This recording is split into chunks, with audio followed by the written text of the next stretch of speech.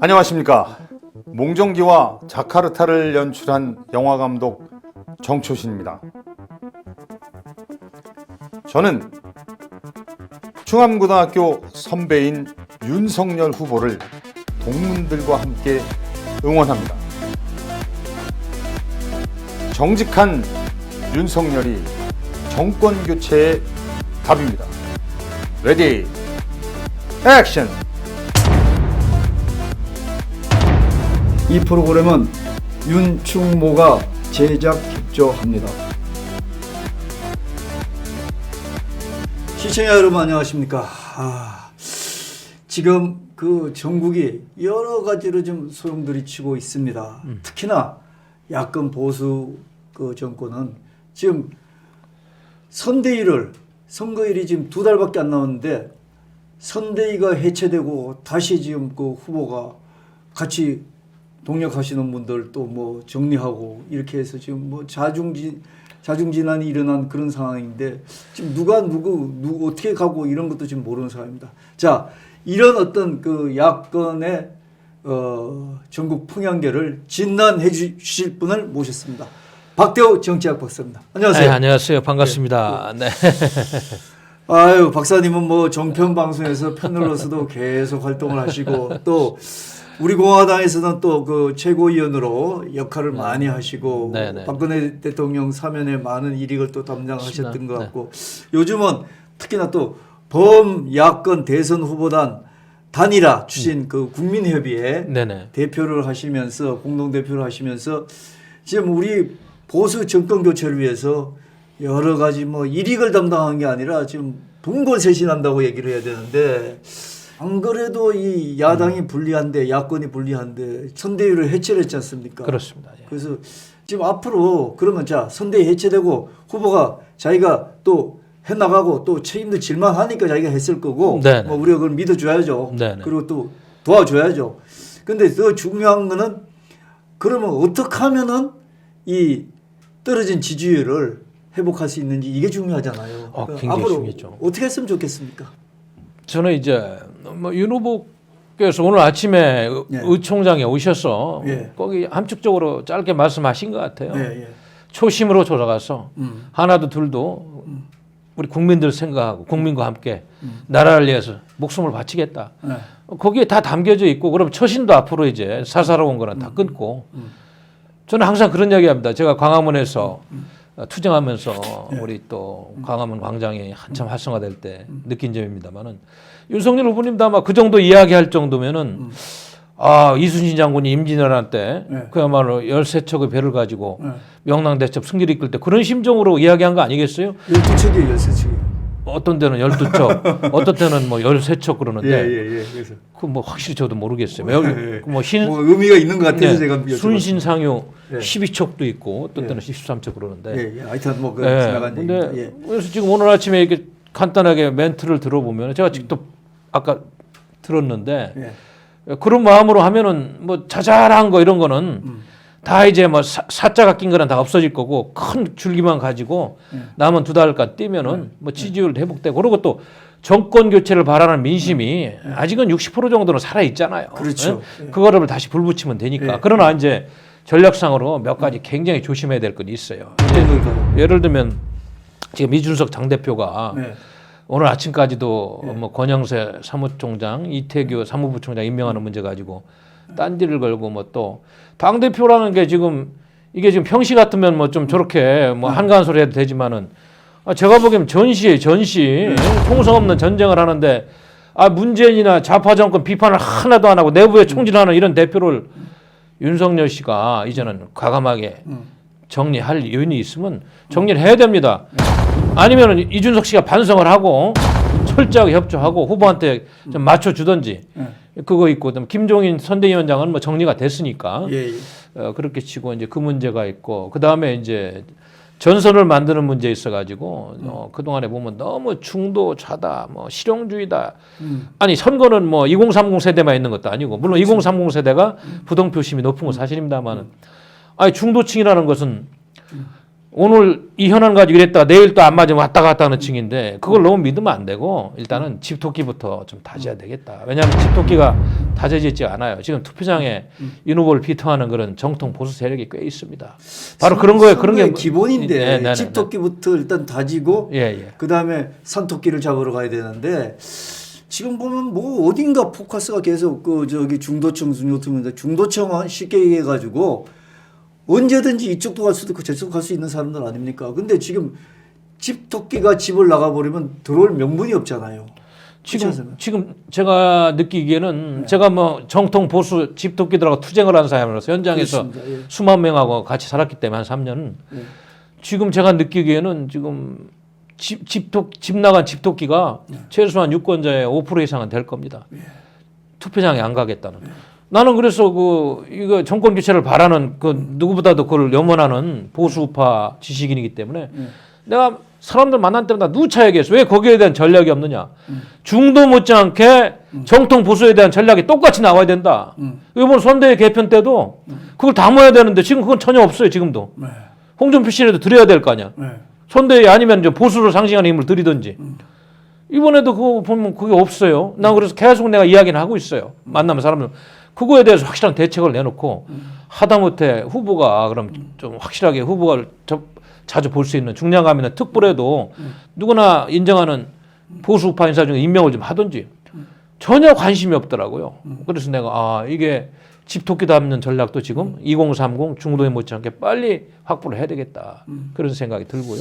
네. 그 원인 중에 하나는 사실은 그 박근혜 대통령 탄핵으로 유발된 어떤 그 보수들의 그 나왔을 때 거기를 직접 겪어보지 못한 사람들이 정치의 윗선에 있어서 그런 거 아닐까요? 그러니까요. 왜 그러냐면 이제 이해는 좀 하는 게 구조적으로 실질적으로 지금 국민의힘을 주도하는 정치 세력이 탄핵 주도 세력이 맞습니다. 예. 그러다 보니까 이제 태극기 광장에서 뭐 역적이니 뭐 죽일 놈이니 한 그 세력들에 대한 반감이 있겠죠. 네. 그러나 이 지금 전쟁터에서 그런 거 따질 겨를이 있어요? 그럼. 일단 아군 아니야. 그럼에도 불구하고 예, 크게 보면 예. 크게 보면 아군 아니야 아군. 예. 전쟁하는데 지금 6.25 때는 학도병까지 다 소년병까지 끌어안고 싸운 게 현실 아닙니까? 안학내들도 뒤에서 집 날르고 이런 상황에서 지금 그런 게 아니하고 협소한 생각을 가진 사람들이 선거 전략을 좌지우지하는 선대위에 그냥 계속 있으면은 이 선거 지는 거예요. 투표장에 안 가는 정통 보수 5에서 10% 반드시 견인해야 되는 게 있고 그러면 박근혜 변수라는 건데 이제 나오셨잖아요. 사면이 됐으면은 중요한 거는 안철수 후보가 이제 5%에서 10% 나오는 여론조사 단일화하는 건 뭐 저는 걱정 안 합니다. 단일화는 된다고 보는데 안철수 외에 이제 박근혜 대통령하고 맞물려 있는 그 보수파 세력들 또 후보들 그거는 내가 보기에는 박근혜 대통령의 메시지에 달려 있어요. 그 메시지를 어떻게 받아내느냐 전략이 있느냐. 물론 뭐 이제 지금 병원에서 아파가지고 일절 면회를 안 하고 뭐 혼자 지금 치료를 하시니까 나중에 이제 2월 중순 넘어서 누군가는 만날 텐데 정치인들은 이제 안 만나지만 편한 사람들 만날 때 또 박근혜 대통령님이 대한민국하고 결혼했다는 사람인데 이 나라가 망하고 좌경화돼 가지고 좌익혁명을 방치할 수는 없는 거 아니에요. 그거보다 더 큰 명분은 없는 거예요. 윤석열 후보가 밉더라도 찾아오면은 그런 형식을 좀 갖춰야 될 거 아니에요. 죄송하다고 하면은 또 그러나 지금 나라를 구해야 되는 거 아니냐. 애써달라면서 메시지 안에 나와야 될 거 아니야. 그 말 한마디에 다 다른 중소부들은 그냥 빨려와야 되는 거 아닙니까? 공짜는 없으니까 마크 협상을 통해서 지분도 줘야 되겠죠. 안철수 후보도 지분도 줘야 되고. 이런 지금은 저는 1차 얘기라고 봐요, 이건요. 저는 원래 윤석열 후보가 이 대선 후보에서 승리할 때까지는 1차, 2차, 3차 위기 정도 있다고 보는 사람인데 이건 1차 위기라고 보고 이제 2차 위기는 아까 말씀드렸듯이 이제 단일화할 때 안철수 후보를 땡기는 문제, 그 외에 중수 후보들. 3차 위기는 박근혜 대통령이 메시지가 어떻게 나오느냐. 저는 이렇게 지금 선대위에서 전략기획팀에서 심도 있는 논의를 하고 대책을 세우고 있느냐 묻지 않을 수가 없어요. 그러나 지금 하는 거 보면 그런 게 없는 것 같아요. 우왕좌왕하고. 그래서 걱정하는 겁니다. 일단 세우고 있으리라고 유추는 합니다만 국민들 입장에서는 안타까운 게 일반 국민들 입장에서 안타까운 게 사실은 호미로 막을 거를 지금 가래로 막고 가래가 안 되니까 전체 포크레인을 가지고 막아야 되는 그런 상황이 되겠습니다. 네네. 쉽게 얘기해서 안철수 단일화할 때도 지금 이제 안철수 그 의원한테 간 게 이쪽에 반발표지 않습니까? 그게 빠져갔더라고요. 네, 반발표인데 그러면 처음부터 그거를 뭐 국민의힘하고 국민의당하고 합당을 할 때 그렇게 고자세로 하지 말고 그 끌어들였으면 그 간단히 그 끝났을 수 있는 그런 부분이 있는 거고 지금이라도 그렇습니다. 지금이라도 홍준표 의원 저렇게 놔두면은 그 표가 어디로 가겠습니까? 무효표 아니면은 예? 투표 기권표 아니면은 그 계속 이쪽 저기 뭐야 윤석열 후보한테 악영향 끼치는 그런 어떤 그 스피치만 계속 나오고 그럴 거 아니겠습니까? 그러면 그동안은 김종인 의원이나 김종원 참위원장이나 이런 데 목매달았지만 지금은 홍준표 의원한테 탁 까놓고 한번 얘기를 하는 것도 방법 아니겠어요? 지금 시장 돌아다니는 것보다도 선대위 쇄신할 때 이 기회에 가서 읍수해가지고 모셔다가 부족한 보수 부분도 좀 채우고 네. 그렇게 가야 됩니다. 그러니까 그 큰 줄기를 만들어야지. 큰 박사님 잘 아시겠지만 네네 맞습니다. 이 선대위를 쇄신한다고 그래가지고 이게 뭐 다 아시고 박사님 뭐 전문가시니까 더 잘 아시겠지만 선거라는 게 흔히 상황 그 다음에 구도 인물이라는데 맞습니다. 사람들은 구도는 아까 말씀하신 것처럼 60%가 정권 교체를 바라고 있다. 그다음 상황이 지금 그 선대위가 뭐 저기 너무 비대하다 그러는데 인물만 잘 나가면은 선대위 비대한 게 무슨 상관입니까? 아니 월급 주는 선대위도 아닌데요. 그러니까. 많은 사람들이 북적대고 네. 열심히 돕는 게 중요하지. 중요한 거는 일관된 전략을 가지고 선대위가 이렇게 흐름을 못 만들고 있는 거지. 네. 그게 뭐 비대한 건 아니죠. 예. 그러면 예. 처음부터 지금 이제 선대위가 좋습니다. 어찌됐건 지금 선대위가 문제였기 때문에 후보 판단에는 선대위가 문제였기 때문에 이 부분을 이제 다시 이제 결자 해지를 해서 정리를 하겠다 해서 다시 뭐 오늘 뭐 지하철역 앞에 가서도 인사도 하고 뭐 이렇게 새로운 네. 모습을 겸손한 모습을 보이고 이런 것도 좋습니다만 정말로 여기 지금 해야 될 부분은 제가 생각할 때는 일반 국민이 생각할 때는 극약 처방이 나와야 되는데 그 극약 처방이 제가 생각할 때는 숫자로 표를 모으는 단일화입니다. 아까 얘기한 그 박근혜 대통령 그쪽 진보수 뭐 어떻게 생각하면 골수보수 네네. 이 사람들 표 모으는 거 또 집 나간 안철수 가 있는 거 그다음에 긴가민가 지금 망설이고 있는 홍준표 의원 그다음에 정가훈 목사 표님까지 지금 이게 대동단결이 안 되면 지금 이길 수 있겠습니까 지금? 그래서 제가 바로 저는 그걸 보였기 때문에 범야권 대선 후보 단일화 운동을 꾸준히 동아면세점 토요일 날 연설을 중심으로 이제 회의체를 만들어서 하고 있는데 맞습니다. 지금 그래도 나라가 위기일 때 찬바람 맞고 땀 흘리면서 투쟁한 세력들이 애국자들입니다. 해보니까 쉬운 게 아니더라고요. 그게 말처럼 옆에서 보는 거하고 자기 희생이 없으면 안 되는 거예요. 그럼 전광훈 목사님도 나름대로 깜빵까지 갔다 오면서 애국심을 불태웠고 뭐 이런저런 또 그에 이제 우리 공화당의 조원진 대표도 고생을 많이 했잖아요. 그러면 그런 분들이 다 모여가지고 전 녹여내는 용광로가 돼야지 여기가 보수 우파가 정권을 잡고 나라가 다시 서는 거지 어느 누구도 배제하면 안 돼요. 그래서 내가 사실은 이 당을 나와가지고 일단은 국민의힘 대선 후보가 선출되기 전입니다. 예비입 때 광장 세력들이라도 전부 만나서 이러한 단일화 해가지고 그걸 가지고 국민의힘 최종 후보가 나오면 딜을 해가지고 합해서 이렇게 좀 이벤트를 하는 게 어떻겠냐 이런 이야기를 많이 하고 다녔는데 안타깝게도 이상하게 보수 세력이 분열돼 있더라고요. 그걸 못 하더라고요. 저는 그런 얘기 연설도 많이 하고 많이 했는데 그게 안 되더라고. 그러면 이제 시기를 놓쳤으니까 지금은 뭐 각계격파 해가지고 뭐 이제 전광훈 목사도 만나고 조은진 대표도 만나고 뭐 기타 무소속 후보들 뭐 다 만나가지고 이제 용광로처럼 끌어들이는 작업을 해야 됩니다. 그거는 제가 아까 얘기했습니다마는 박근혜 대통령 변수하고도 밀접하게 관련이 있어가지고 이제 같이 전략이 나와야 된다. 말씀드렸습니다. 박사님 제가 얘기하니까 제 얘기를 뭐 이렇게 네네네. 후원해 주시라고 그런 얘기는 아닌 것 같고 제가 그냥 일반 국민 입장에서는 이게 선대위 쇄신하고 후보가 자세 바꾸고 이런 거는 기본이고 그렇습니다. 제 생각에는 지금 여기서 할 수 있는 거는 이 두 달 안에 할 수 있는 극약 처방은 바로 단일화가 보수가 정권 교체를 할 수 있다고 생각하는데 박사님 정치학 박사님으로서 어떤 또 실물 정치도 또 해보신 분으로서 이 부분에 대해서 한번 정리를 다시 한번 해주시면 고맙겠습니다. 그렇습니다. 저는 이게 이제 평소에 제가 유튜브 방송 나가서 이야기할 때도 그렇고 제가 뭐 제 방송한 지는 얼마 안 됐습니다만은 뭐 당을 나와서 박태우 TV에서도 몇 차례 말씀을 드렸는데 예.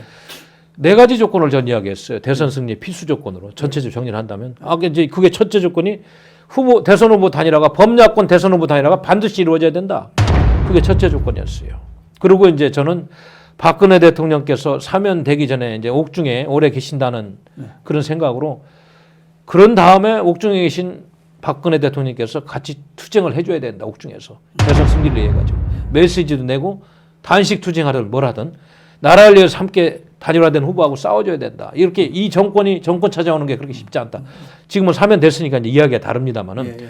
두 가지 조건을 내걸고 세 번째는 지금 많은 우리 우파 시민들이 부정선거 문제를 걱정하잖아요. 예. 그리고 실질적으로 대법원에서 저게 큰 지금 직권남용인지 뭔지 모릅니다만 왜 그 6개월 이내로 재검표하라고 하는 거 안 하고 뭉개고 말이죠. 이상한 표 나오고 그런데 철저하게 부정선거 감시하는 그런 전 국민적인 감시 시스템이 없이는 이것도 우리가 그 뭐 표 계산에서는 민심은 이겼는데 표심에서는 표 계산에서 지면 안 된다는.